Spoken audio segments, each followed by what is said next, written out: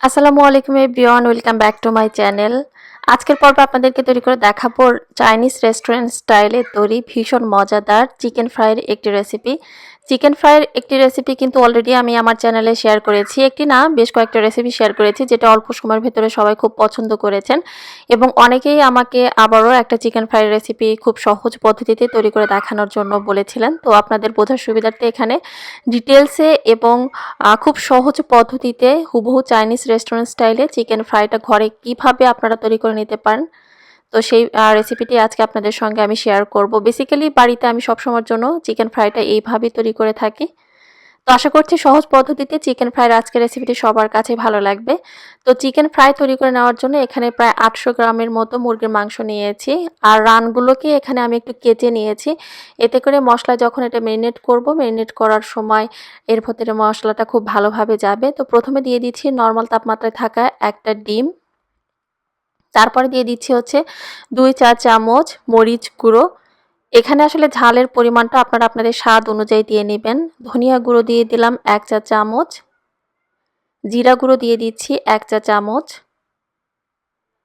লবণ দিয়ে দিচ্ছি হচ্ছে স্বাদ মতো। এখানে আমি 1 চা চামচের মতো লবণ দিয়েছি। সামান্য পরিমাণে গোলমরিচের গুঁড়ো দিয়ে দিলাম। তারপর দিয়ে দিচ্ছি আদা এবং রসুনের পেস্ট 2 চা চামচ,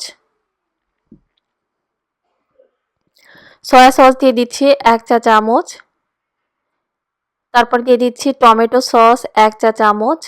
এখানে আমি লাইট সয়া সস দিয়েছি, আপনি চাইলে ডার্ক সয়া সসও কিন্তু দিতে পারেন। হোয়াইট ভিনেগার, যেটাকে সাদা সিরকা বলা হয়, সেটা দিয়ে দিলাম 1 চা চামচের থেকে সামান্য পরিমাণে কম। তারপরে এখানে সব কিছু খুব ভালোভাবে হাত দিয়ে আমি মেখে নিয়েছি। আপনারা চাইলে এখানে ওয়েস্টার সসটা দিতে পারেন, তবে আমার ঘরে এই মুহূর্তে অ্যাভেলেবল ছিল না, জন্য আমি আসলে দিতে পারিনি। আমি আসলে ভুলে গিয়েছিলাম আগে চেক করতে যে বাসায় আছে কিনা। তো যাই হোক, সবকিছু একত্রে মশলার সঙ্গে মুরগির মাংসটাকে খুব ভালোভাবে মেখে নিয়েছি। আর একটা উপকরণ আমি এখানে দিইনি, যেটা বেসিক্যালি চাইনিজ রেস্টুরেন্টে দিয়ে থাকে, সেটা হচ্ছে বিট লবণ, মানে টেস্টিং সল্ট। এটা আসলে আমি সবসময়ের জন্য অ্যাভয়েড করার চেষ্টা করি।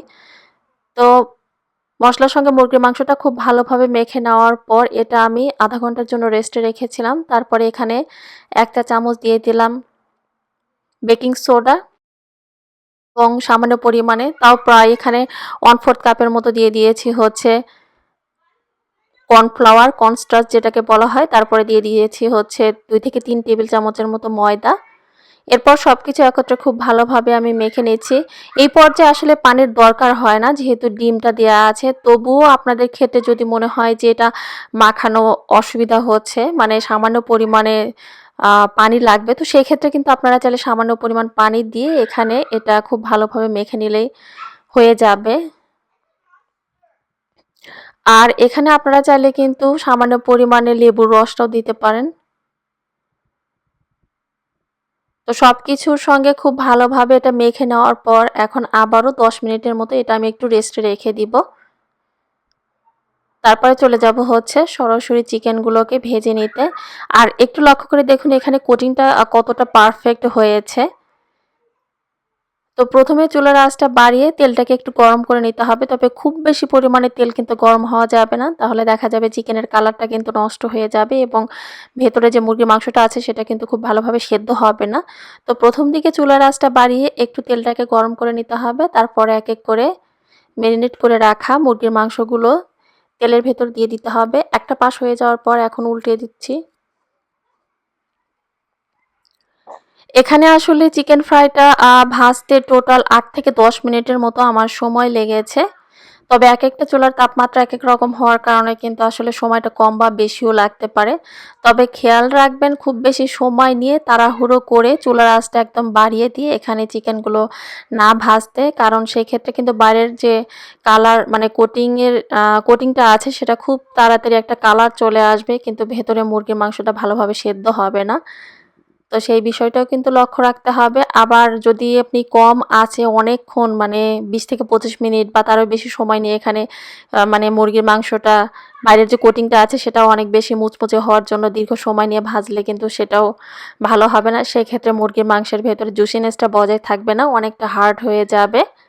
তো একটা ব্যাচ ভেজে তুলে নেওয়ার পর আবারও বাকি যে মুরগির মাংসগুলো ছিল সেগুলো এখন তেলের ভেতরে দিয়ে দুটো পাশ ভালোভাবে আমি সেদ্ধ না হয়ে পর্যন্ত ভেজে নিচ্ছি।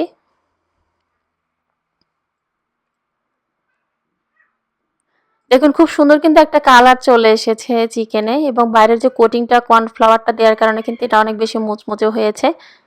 আর ভেতরে যে মুরগির মাংসটা সেটা কিন্তু অনেকটা সফট থাকবে, মানে এর ভেতরে জুসিনেসটা বজায় থাকবে। আমি আপনাদের বোঝার সুবিধার্থে কিন্তু দেখিয়েও দিব যে মুরগির ভেতর মানে মাংসটা ভালোভাবে সেদ্ধ হয়েছে কিনা বা অনেক বেশি শক্ত হয়েছে কিনা। তো সম্পূর্ণটা ভেজে নেওয়ার পর একটা কিচেন টাওয়ালের উপর আমি রেখে দিয়েছিলাম বাড়তি তেলটা সোপ করে নেওয়ার পর। এখন একটা প্লেটে আমি এটা সার্ভ করে দেখাচ্ছি। তো আশা করছি সহজভাবে দেখানো চিকেন ফ্রাইয়ের আজকের রেসিপিটি সবার কাছে ভালো লেগেছে। রেসিপি সম্পর্কে যদি কোনো মন্তব্য থাকে অবশ্যই কিন্তু আমাকে কমেন্টের মাধ্যমে জানাতে ভুলবেন না। তো এটা আসলে অনেক বেশি গরম ছিল, যার কারণে আমি হাত দিয়ে যে একটু চিড়ে আপনাদের দেখাবো সেটা দেখাতে পারছিলাম না। তো প্রথম দিকে আমি একটা চামচ দিয়ে এটা একটু কেটে তারপরে হাত দিয়ে একটু করে দেখাচ্ছি। নিশ্চয় দেখে বুঝতে পারছেন যে মাংসটা কিন্তু খুব ভালোভাবে সেদ্ধ হয়েছে, এবং এর ভেতরে যে জুসিনেসটা সেটাও কিন্তু বোঝা যাচ্ছে, মানে খুব বেশি পরিমাণে শক্ত হয়নি। তো আশা করছি রেসিপিটি সবার কাছে ভালো লেগেছে।